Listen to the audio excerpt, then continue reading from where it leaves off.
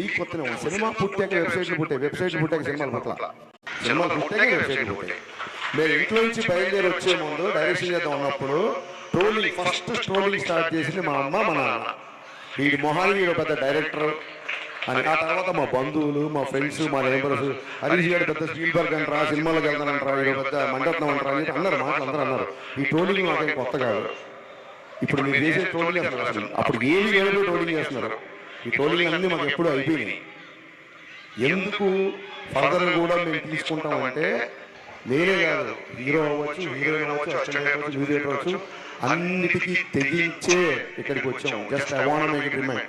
మీ అందరూ గుర్తుపెట్టుకోండి, అన్నిటికీ తెగించి, ఎన్నో సౌఖ్యాలు సుఖాలు త్యజించి ఇక్కడికి వచ్చి నిలబడ్డాం. రేపు పొద్దున మళ్ళీ అటాక్ మళ్ళీ చెప్తున్నా, సినిమా ఇండస్ట్రీ అంటే సినీ జర్నలిస్ట్ అందరూ అని చెప్పి నేను స్పీచ్ స్టార్ట్ చేశాను. లేదు రేపు పొద్దున ఇలాగే పగబడతాం, ఇలాగే ఆర్టికల్ రాస్తాం అనుకుంటే